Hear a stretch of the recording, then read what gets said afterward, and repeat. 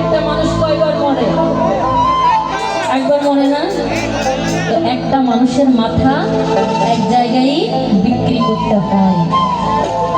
এ দরবারে একটু গেলাম, সে দরবারে একটু গেলাম, এভাবে তো হয় না।